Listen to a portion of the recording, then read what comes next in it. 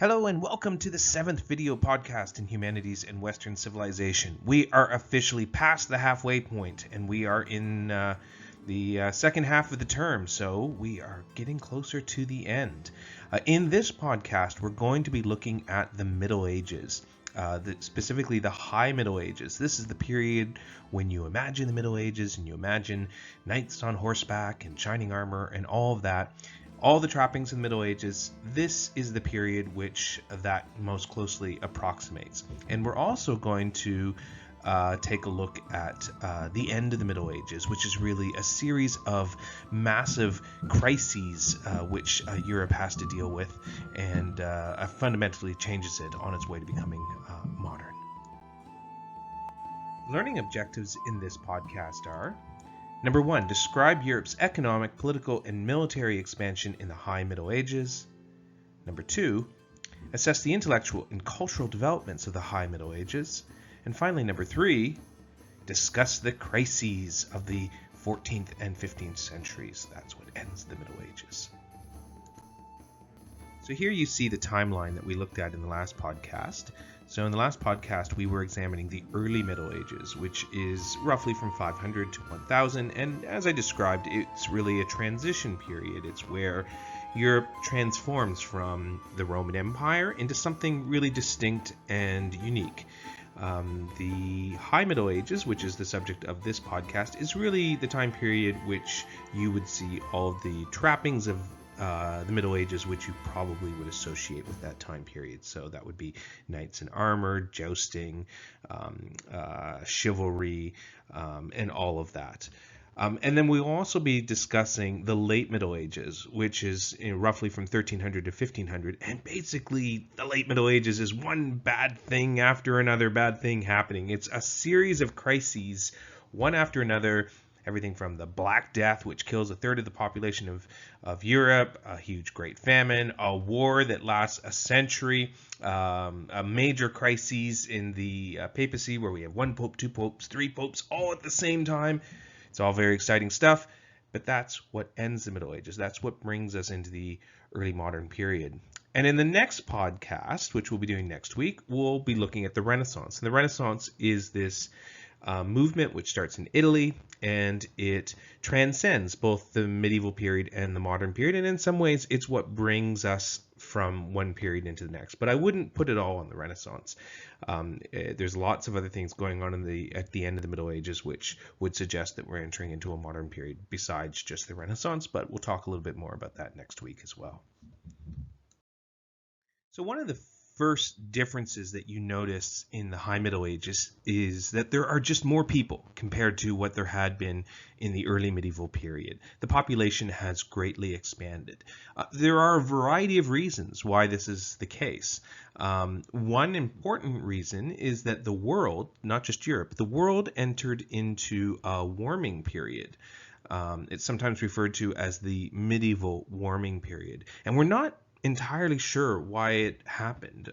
Climate scientists have proposed various theories, including changes in ocean circulation, changing volcanic activity, changing solar activity. In any respect, for a period of about 300 years or so, the planet warmed up by about 2 degrees. This had profound consequences for Europe. Europe, it became a lot easier to farm in many places, particularly England, for example. England is generally pretty cold and wet, but during this medieval warming period, they could grow grapes as far north as the north of England, which is just not at all feasible now.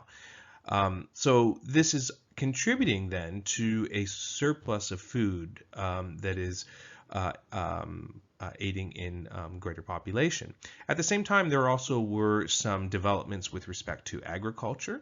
One of the biggest ones was the heavy plow, which is what you see an image of here from a manuscript from the Middle Ages. The heavy plow is exactly what it sounds like, a heavy plow that was weighted down and was so heavy that it had to be pulled by a team of oxen. But what it did was it was able to dig deep into the ground, turn the ground over much more effectively, and this was able to, again, increase agriculture productivity.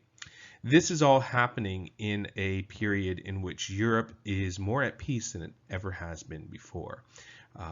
The Viking raids and the migrations of Germanic peoples that followed the end of the Roman Empire have all but settled down by the time you get to the year 1000, mostly. And that means that with a larger population, we are seeing a very different environment in Europe, which is leading to social and economic change as well. Another characteristic of the High Middle Ages that you would immediately notice is that suddenly, for the first time since the fall of the Roman Empire, cities start to become important again. So if you recall in the last podcast, we talked about one of the consequences of the Roman Empire falling away is that cities ceased to be important. In fact, some of them were abandoned. London, for example, which had been a sizable city under the Romans, Londinium, we think was completely abandoned for several decades. Nobody lived there at all. And even when people came back, it never really got that big during the early Middle Ages. Cities like Rome, they didn't go away, but they shrank considerably. Cities, Rome during the Roman Empire had a population of over 1 million people, we think, and then suddenly it shrank to about the size of about 40,000 people, about the size of Peterborough. So pretty remarkable. So that was during the early Middle Ages, and we talked about the reasons why that was, in that when the Roman Empire ceased to be, we ceased to have the maintenance of those long-distance trade networks, and of course Europe enters into a period where it's not very peaceful. There's a lot of warring going on. There's also a lot of migration of people, new Germanic tribes moving into areas. This is obviously causing conflict, and then eventually the Vikings, which cause conflict throughout the entirety of Europe. And so this all sort of makes trading not very viable. And it doesn't help that culturally the Germanic tribes were not city people the same way the Romans had been. However, after about the year 1000, Europe starts to become peaceful again, and that makes long-distance trade viable again. And with the return of long-distance trade, we start to see cities grow once more. And this is really noticeable when you look at cities like London and Paris and Italian cities like Florence. They start to become really, really large. Paris, for example, by the year 1200, we think had over 1 million people living in it, which is rivaling Rome at the height of the Roman Empire. So it's a remarkable change from the early Middle Ages that cities become important again. Now, if you recall in the last podcast, we talked about how during the early medieval period, a new form of society developed called feudal society. And really, this is the way we would define medieval society. And it's quite simplistic, truthfully. Everyone in society essentially belongs to one of three groups. You're either those that work, that would be the peasants, or those that pray, that would be the clergy, the priests, and so forth, or those that fight, who are the nobles. And it existed that way for a very, very long period of time. It was certainly developing around the time of Charlemagne onward, and by the year 900, that was definitely the makeup of most Europeans. Their society was that what we call the threefold or tripartite society, which is those that work, those that pray, and those that fight. However, with the return of long-distance trade and the growth of cities, very slowly something begins to change, something which disrupts that simple threefold division of society. We see a new group of people emerging. Now, this group of people had always been around, but they were in such small numbers before that they really didn't matter that much. However, once the cities start to get bigger again, so does their proportion of the population. A new class emerges. These are the burghers or the bourgeoisie, the merchants, or what you might even think of as the early middle class. Over time, they will grow in greater numbers and become more powerful and more wealthy. And in wealth, eventually they will rival or even exceed what the noble class has. And this is incredibly disruptive. In many ways, this is the first inkling that the modern age is not that far away. So we're not done. There were other major changes going on during the High Middle Ages. Another one is kings. Kings start to slowly but surely become a little bit more powerful.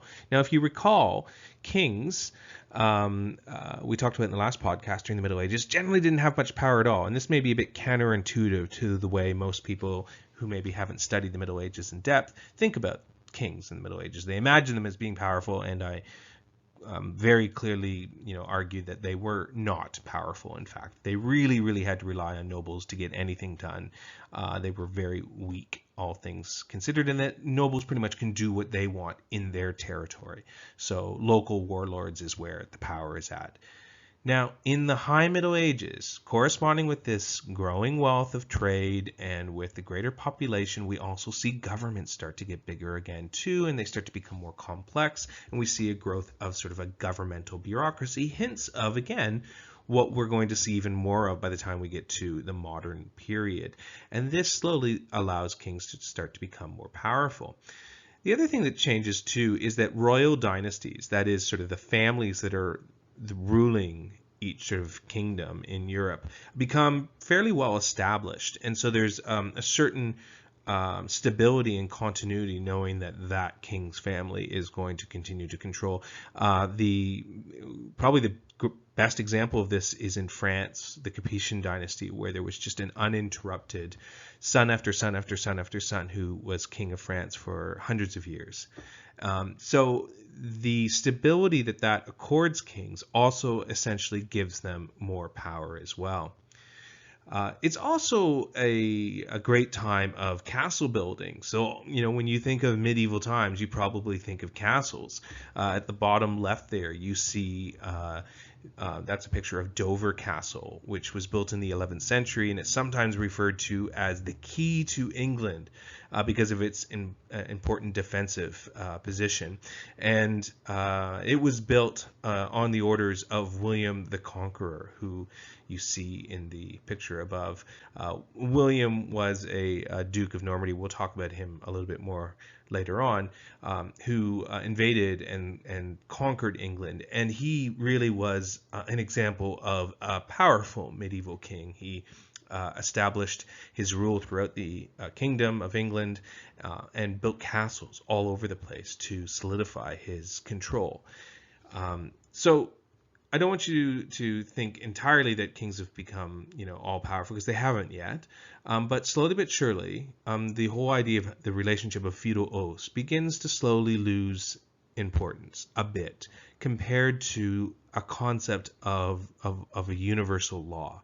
That law that emanates from the king and emanates from the central government applies to everyone, regardless of where you are. And that is a really novel concept in the High Middle Ages. So something you wouldn't have seen in the early Middle Ages at all, where law was entirely local. Custom was local, law was local. However, once we get to the High Middle Ages, we're starting to see more of this idea of there are laws of England, the Kingdom of England, and you need to follow them. Nevertheless, kings are not really that powerful yet, and they still have to rely on the loyalty of their nobles. So we're not yet at what we'll see a couple of lessons from now when we reach Louis XIV, the Sun King, King of France, who is a truly, truly powerful king. We're not there yet.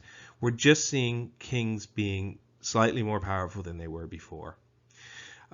Another way that kings begin to exert their power, though, is over local church positions, particularly the appointing of bishops. The bishop was an important local church authority figure. Ideally, a pope would like to think that they would appoint all bishops throughout Europe. The reality was quite different. Bishops were almost always chosen by local kings or local warlords, people who had a real sort of stake in who was going to be the local church authority figure. Frequently it would be their relatives, in fact, or at least it would be someone who they thought would be loyal to them.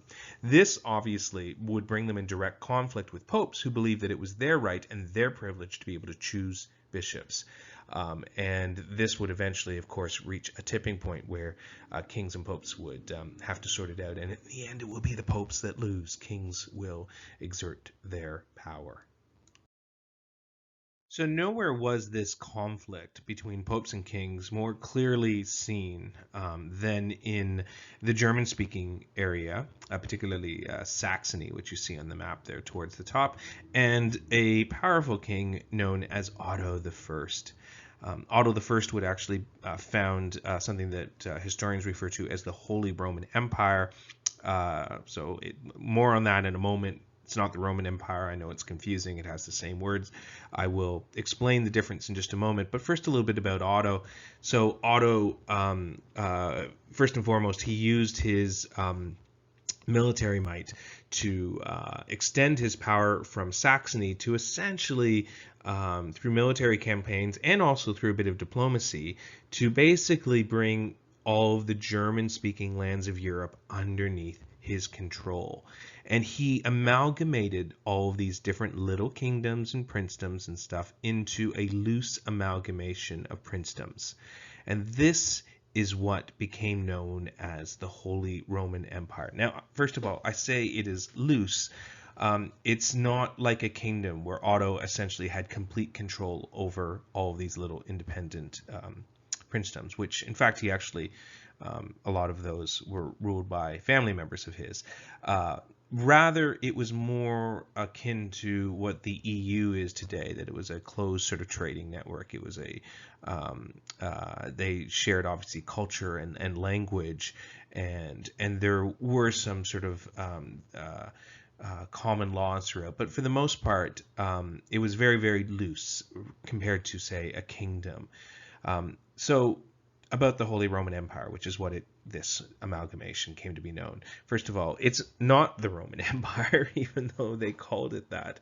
And it's not really that holy either. So the entire name is kind of a bit misleading.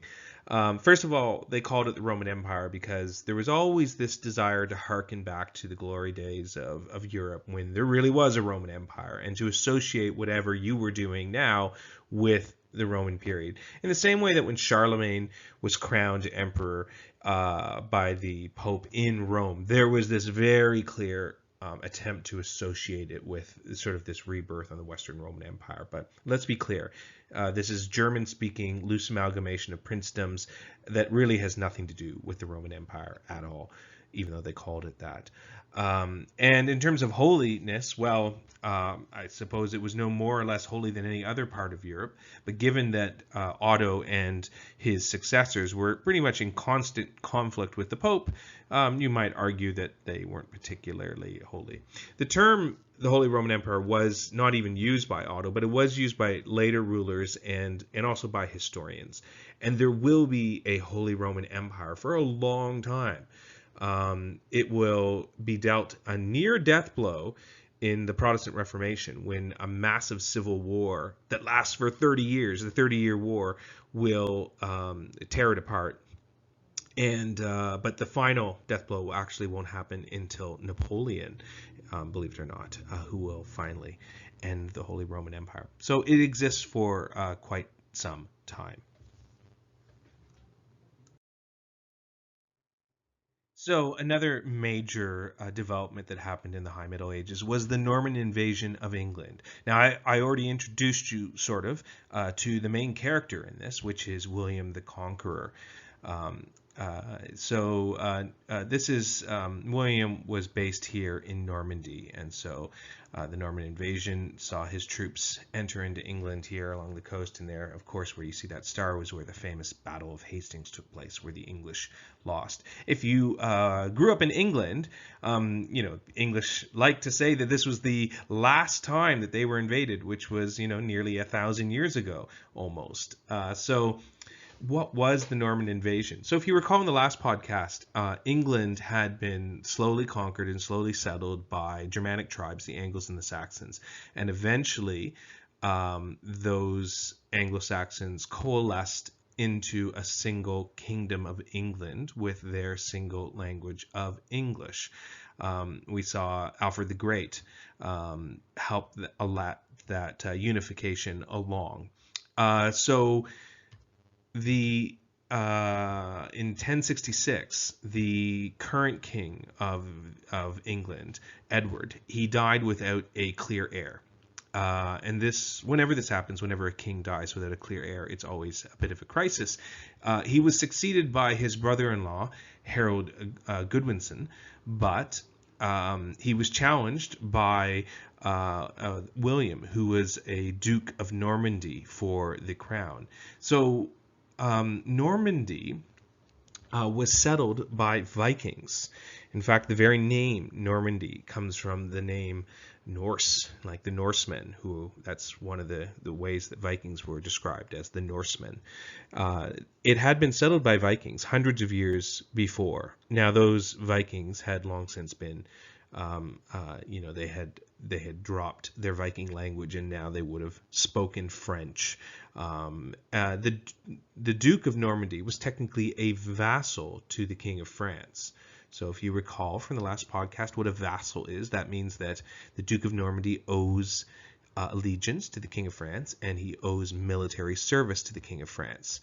So that was William's role as a duke. However, when William, and as he came to be known, William the Conqueror, took advantage of the succession crisis in England to invade, he managed to defeat the English, and he was able to apply his rule throughout the Kingdom of England. And this really changed English history dramatically. First of all, he was a particularly powerful king. One of those rare examples of a medieval king that was very powerful. He replaced all of the aristocracy with people who were loyal to him, people who were Normans, French-speaking Normans. And for the next 300 years or so, all English nobility would essentially speak French. That was what they spoke, Norman French. And so you would have this sort of bilingual society in England throughout the Middle Ages. When he conquered England, William set about to do a survey of exactly what he had now at his disposal, which was the Doomsday Book. And the Doomsday Book essentially was a medieval survey. It's an incredibly important document for historians because it lists every town, every little village. It lists who is living there, what they owned, what taxes they paid. And it's just an incredible wealth of information, this snapshot of history just slightly after the Norman invasion. And of course, we won't see one again for hundreds of years. It's really, really, really quite unique. And that, again, also is an expression of just how powerful William was as a king. What you see there behind the writing there is actually a little bit of the Bayeux Tapestry, which is a famous, huge tapestry that actually depicts the whole story of the Norman invasion. And you can see it in France. It narrowly escaped being destroyed during the French Revolution, and it's quite beautiful to behold. So another characteristic of the High Middle Ages is that there is this new emphasis on learning and art and architecture that many people have described, in fact, as a Renaissance of its own. It's sometimes referred to as the 12th century Renaissance. Now, confusingly, this is not the same thing as the Renaissance, which we'll be discussing in the next podcast. It's also not the same thing as what we discussed in the last podcast, which was the Carolingian Renaissance. So we've had several Renaissance. Renaissance is a little bit in the eye of the beholder. It's historians who call these things Renaissances. The people who are alive at the time aren't necessarily cognizant that they're participating in a Renaissance. So what was the 12th century Renaissance? Well, the 12th century Renaissance is essentially tied to all those other changes I've already talked about. So the increasing population, the relative peace that Europe was in, the increase in long-distance trade, and the corresponding wealth that goes along with that. This also leads to a new emphasis within the church on educating its clergy. So generally speaking, of course, literacy was always something that existed within the church and was important for the church. Certainly most monks and nuns would have learned how to read and write. That was one of the reasons why during the Carolingian Renaissance, monasteries were so very important. But literacy was not broadly needed or recognized for the church as a whole. Bishops would be literate, popes would be literate, monks and nuns would be literate, priests, maybe they'd be literate sometimes, but more often than not, a priest actually wouldn't know how to read. Now let that sink in for a second. A priest wouldn't be able to read the Bible. It's really quite remarkable if you think about it, but really priests were more like tradespeople. They learned what they had to learn. They memorized the prayers that they would have to say in order to conduct a church service or to do a blessing. They did that by rote memory. They didn't need to read to be able to do their job from their point of view. However, the church beginning in the 12th century wants to fix that. It believes that clergy should be educated, and this leads to the very first universities and colleges. Yes, indeed, the very first colleges and universities appear around this time. The first ones are in Paris, University of Paris, University of Oxford in England, University of Bologna. These are the first European universities, and they begin as training ground essentially for the clergy. So they are there to learn liberal arts, so they're taking a broad spectrum of different subjects. They're taking electives, because that's what you do when you're doing a university degree. You take electives, and they are becoming, of course, literate in everything to do with religion as well. This is all part of a massive reform of the church, and it corresponds with the Pope essentially trying to carve out more power for himself and becoming more important, arguably, in the church as a whole. The reform of the church, by the way, wasn't just about increasing education for the clergy. It also saw the church get involved in things that it hadn't gotten involved in before. A really good example is marriage. Marriage was not actually considered a religious ceremony for most of the history of Europe. It was only around this time that the church started to involve itself in marriages, and slowly but surely marriage became a religious ceremony rather than a secular one. Prior to that, it was a secular ceremony. It was bound by local customs and was more about property and ensuring family dynasty than it was to do with anything about some sort of sacrament before God. Speaking of sacraments, it's during this time that the church established this idea of the seven sacraments, these holy rites that people would go through during their lives: baptism, marriage, confession, absolution. All of this is part of the church's sort of overall reform. And not surprisingly, as popes are trying to claim more power for themselves, they're coming into direct conflict with kings and with emperors, i.e. people like Otto I, the Holy Roman Emperor. Who gets to choose popes? Who gets to choose bishops? Is it a pope or is it a king who gets to choose a bishop? This is a massive thing that doesn't get resolved right away. It's often referred to as the investiture struggle, and it lasts for the better part of a century. The word investiture means who would get to invest, meaning put somebody into a position. Is it a king, or is it an emperor, or is it a pope? And that struggle doesn't go away for some time. One of the more dramatic ways that popes tried to flex their own power was in the Crusades. So the Crusades were a series of religious-based wars that, at least on the surface, were controlled or called for by the Pope. Popes could make a call for a religious war, and if people went on that war, it would be similar to a pilgrimage that they could receive remission from their sins to be able to do so. The very first crusade happens because the Emperor of Constantinople sent messages to the Pope in Rome asking for help because they were facing threats from the Seljuk Turks. So in 1095, Pope Urban II proclaimed the First Crusade against the Seljuk Turks, and to make a pilgrimage, an armed pilgrimage, that is, to Jerusalem to liberate it from the Muslim people that were living there at that time. Now, the Crusades are, from European historiography, tend to be looked at as a distinct series of events. From the Islamic perspective, though, really the Crusades didn't really start at 1095. There was ongoing conflict between Europeans and with the Islamic world prior to that point in time. And really in the decades leading up to 1095, we already had quite a few incursions in places like Sicily, where Islamic and European forces were fighting it out from one another.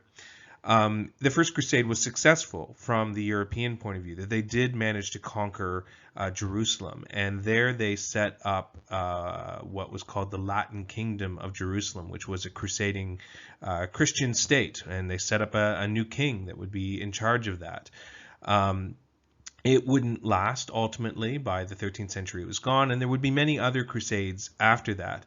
Some of them are really, frankly, quite terrible. Not all the crusades even left Europe. Sometimes the crusades just went around killing Jewish people.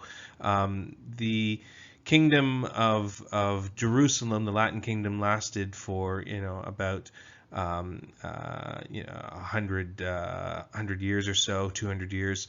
And then when it ended, there continued to be, warfare between the regions for quite some time before that. So overall, there were many victims of the crusading movement, from people who actually were living in the Holy Land, people in the Iberian Peninsula, where there was a Muslim civilization there as well. The Byzantine Empire itself even became victims, despite the fact that really they were the ones who started it all, and Jewish people throughout faced crusaders who decided they could just crusade close to home.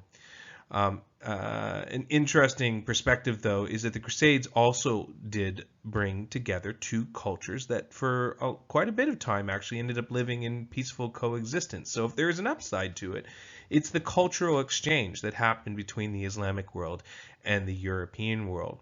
Prior to really the Crusades, most Muslims would have seen Europeans as, illiterate barbarians from the north who were not civilized and, who are warlike.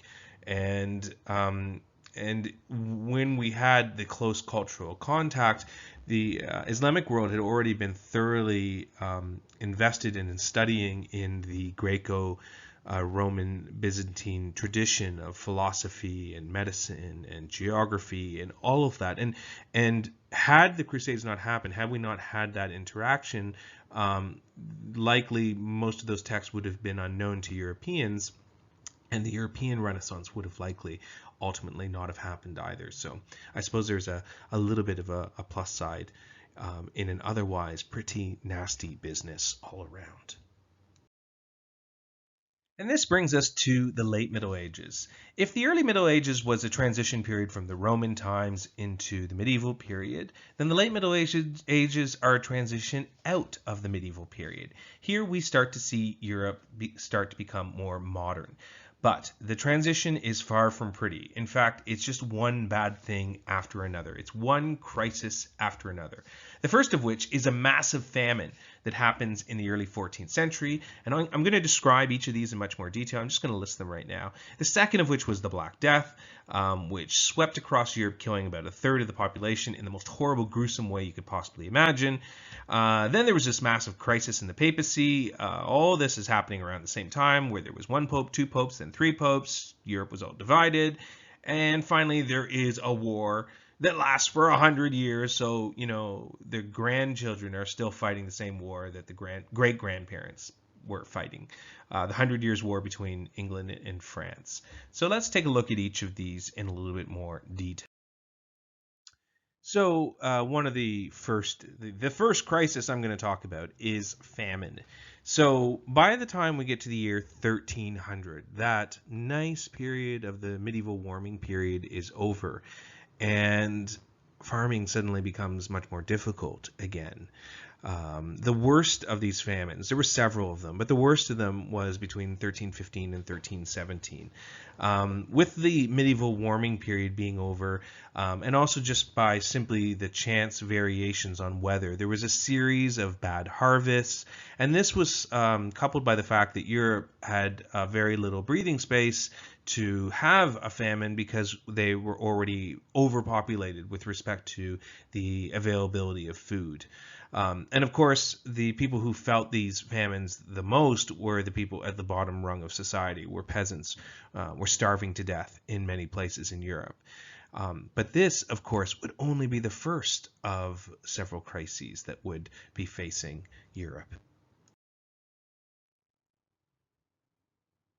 The next crisis I want to talk about is the Black Death, and probably you've heard about the Black Death.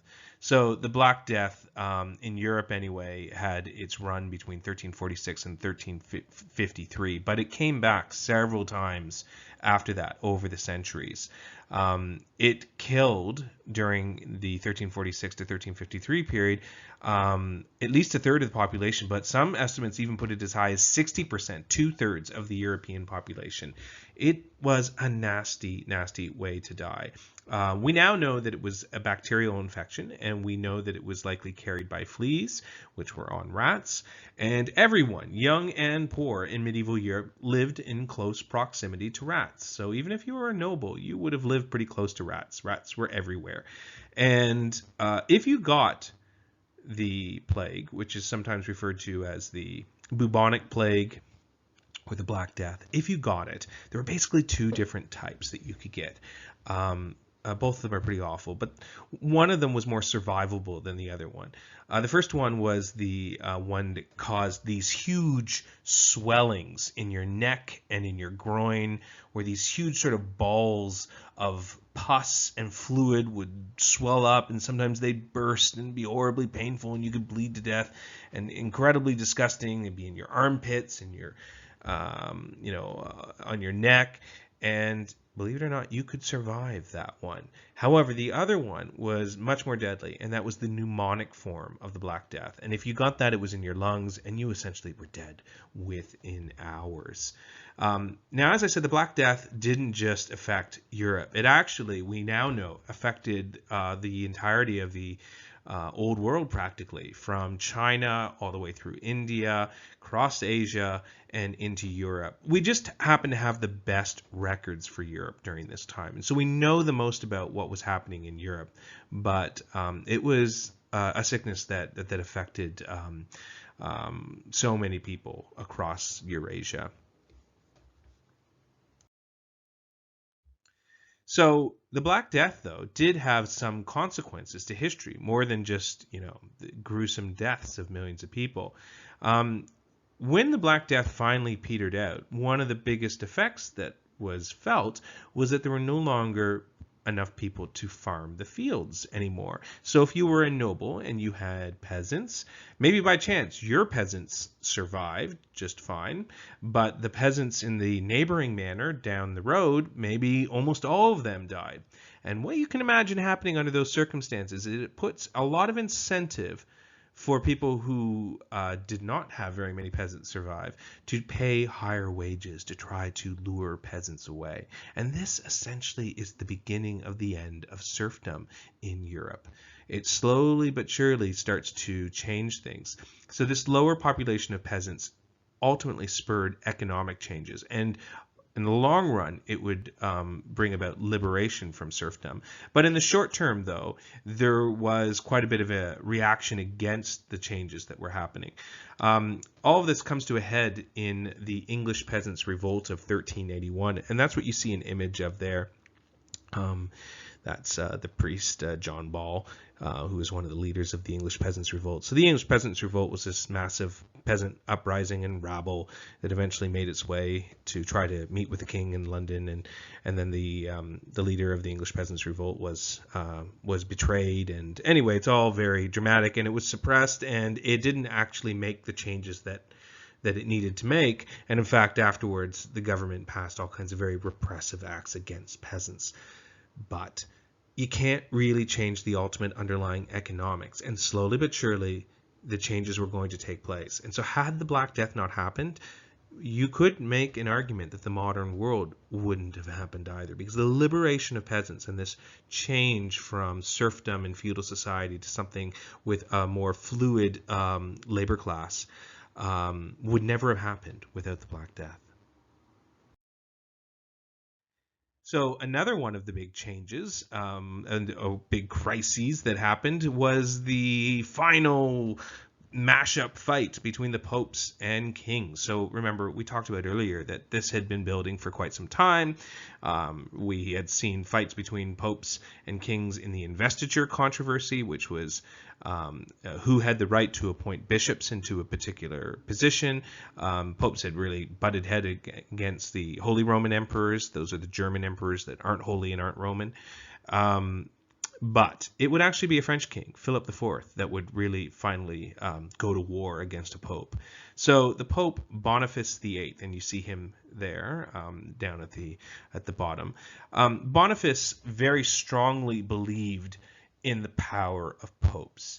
He, in fact, wrote quite extensively about the idea that popes are the natural leaders of Europe and that kings really are subservient to popes. Now, obviously, no kings believed that whatsoever.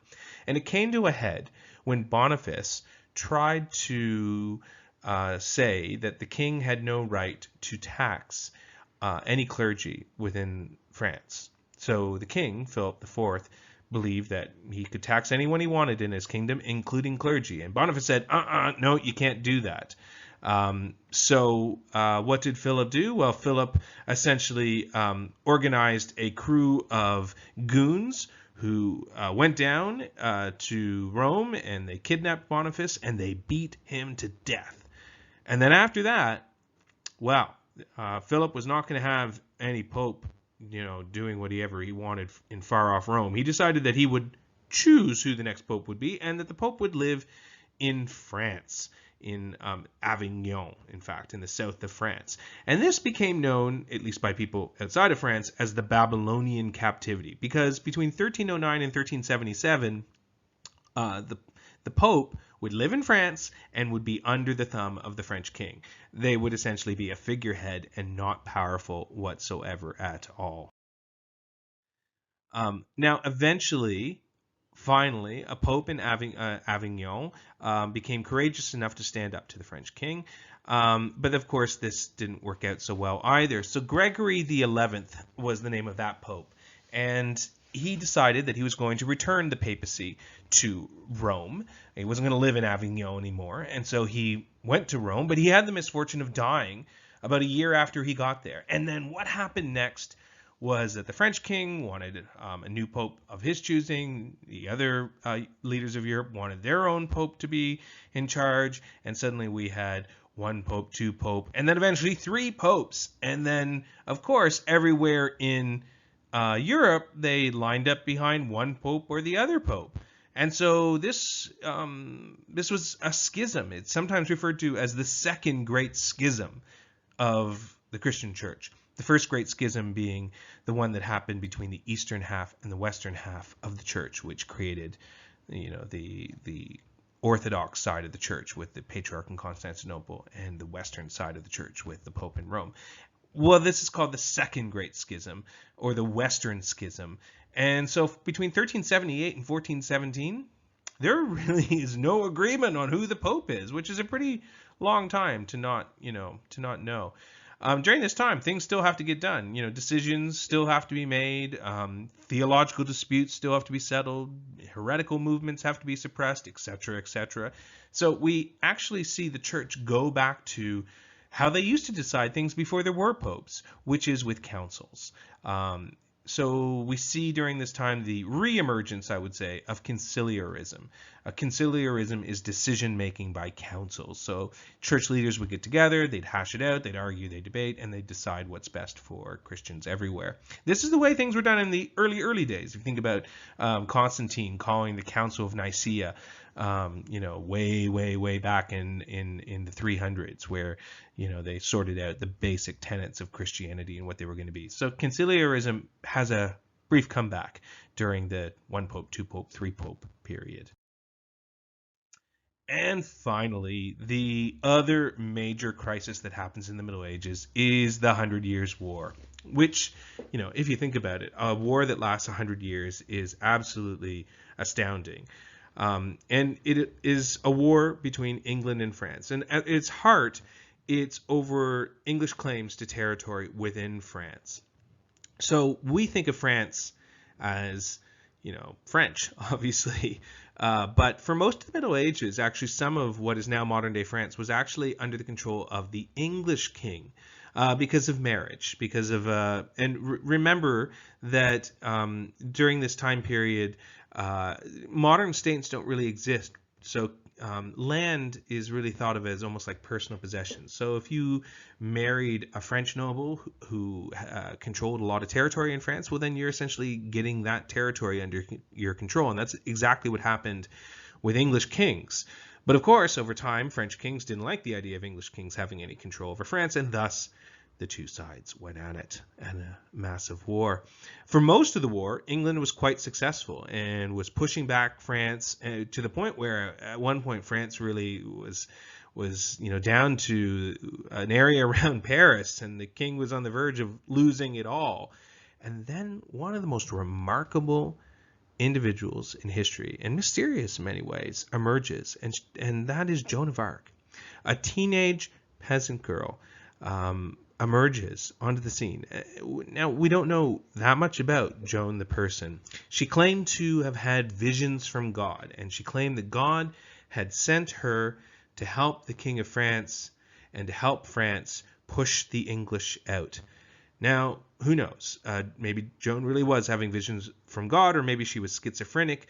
What is even more remarkable is that they believed her. People believed her. And then the king put Joan, a 16-year-old girl, in charge of his armies.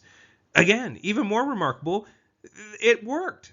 Joan was able to push back the English, and there was essentially the French reconquered the territory that the English had taken from them. Unfortunately for poor Joan, she was captured by the English, who tried her for heresy, and she was burned at the stake. Incidentally, for many Christians, she actually is considered holy. In the 1920s, the Catholic Pope actually had her canonized, so she is Saint Joan of Arc now to some people. Here is our two maps which show you sort of the state of the war from the beginning to the end. So you can see, for instance, that in 1360, at the beginning of the war, you see it's mostly French territory, and then that area down below of Aquitaine, that was the territory that England had traditionally controlled for a lot of the Middle Ages. And then at its worst, from the point of view of the French, on the right, in 1429, you see England has really taken a lot of France from them, until Joan came along, that is, and saved the day for the French. So the 100 Years' War had a number of profound implications for history. So first of all, it simply ended English presence in France. So England never again had any territory in France. And it had territory throughout the Middle Ages, so that was a big change. But probably more important in many ways is it begins as a medieval war, but it ends as a modern war. At the beginning of the war, you still had, traditional medieval knights on horseback being used in battle. But by the end of the war, they had ceased to be a serious military tactic. This is a big change. Think about it. The knights are the nobles, and nobles are fighters. This is their entire reason for being. They are those that fight. That's their role in society. And now suddenly that role is disappearing. And as we'll see in the centuries to come, nobles will lose their association with fighting over time. By the time we get to the French Revolution, we see, nobles who live at court are concerned about fashion. They wear powdered wigs, and they live a good, nice, lavish lifestyle, and they are not brutish fighters, battle-scarred fighters. So that period is ending now. So what is becoming important? Longbow The longbow, you see here in the bottom right of that picture, you see some English soldiers with a longbow. That is incredibly powerful when you put it in the hands of trained soldiers. That and gunpowder. This will be one of the first European wars fought with gunpowder and cannons, and this will be how wars will be fought from now on in. So we started the 100 Years' War as a medieval war. By the time we get to the end of it, it is a modern war. So how do we get to the end of the Middle Ages? Well, I would think most historians would think that something is really changing by the time we get to the 1450s onward. So there's several major changes. So we start to see this decline in serfdom. Less and less peasants would call themselves serfs. So economically, the role of peasants is changing in society. At the same time, we see this rise of the merchant class and the rise of cities. Merchants are increasing in their number and population, increasing in their clout and authority and in wealth, and that is a major, major change. We also see across the board an increase in literacy across Europe, and we'll be talking a little bit more about that in the next podcast with the Renaissance, but that is happening everywhere as well. And overall, we see that feudal system that I talked about in the last podcast breaking down. It's no longer really serving the same purpose anymore. Those that fight, those that pray, those that work, that system is becoming so much more complicated now, and we could no longer really describe society in that simplistic fashion any longer. Nobles, in particular, are losing their connection to fighting, and kings are becoming more powerful. And you can also imagine, too, that in the olden days, a noble, his relationship to a king was as an oath of vassalage. And that oath of vassalage was to promise to come fight for the king. Well, now the king really doesn't need or want the noble to come fighting for him. He'd much rather have money instead. And we start to see that. We start to see feudal dues being paid not with service, but with money. And what will kings do with that money? Well, they're going to grow their bureaucracy, they're going to grow their power, and eventually they'll even get their own armies. We'll see professional armies. And when that happens, that's when kings become very, very powerful. Now, we're not there yet, but we're getting there. So around the kings, we see this growth of states, growth of bureaucracy. And from the 1450s onward, things are changing. And what you see there, 1453, that is one of those dates, maybe, that we might say, hey, why don't we call that the end of the Middle Ages, when the Ottoman Turks conquered Constantinople. So there are several dates that we could use. Traditionally we just simply say 1500 is the end of the Middle Ages, but obviously there's nothing special about 1500.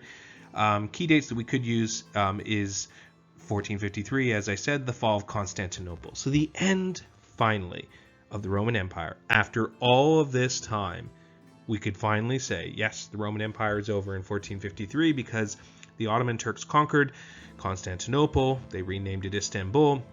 And the Ottoman Empire will continue on until World War I. But if you really want to get technical about it, technically the Sultan of the Ottoman Empire simply adopted the title of Roman Emperor. And in that sense, there was a Roman Emperor right until the end of World War I, which is kind of crazy. But anyway, 1453 is one of those dates. The end of the Byzantine Empire, the beginning of the Ottoman Empire, one of the dates that we could use for the end of the Middle Ages. Another one, of course, is 1492. I put discovers in quotation marks here, air quotes. Columbus didn't discover anything, but Christopher Columbus in his voyage in 1492 opened up the age of discovery for Europeans, and he initiated a real first contact that would have profound implications. It would see a massive exchange over the next 200 years of biological and cultural elements between the Old World and the New World.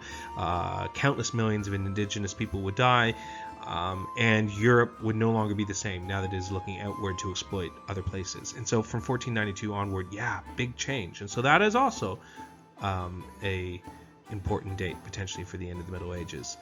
And finally, something we'll be talking about in the future podcast will be the beginning of the Protestant Reformation. in 1517, that's the date that by tradition Martin Luther nailed his 95 theses to the church door in Wittenberg, Germany, officially launching the Protestant Reformation, which would shatter the unity of the Christian church in the West. And suddenly we would have many, many different ways of being a Christian, and Christians would kill each other for the next 200 years over the best way to be a Christian. So all of those are possible dates for the end of the Middle Ages. So stay tuned for next week, and we're going to look in a lot more detail at the Renaissance, which is a period which overlaps the medieval period and the early modern period. And we'll also talk about the Protestant Reformation as well, and we'll talk about the early modern period.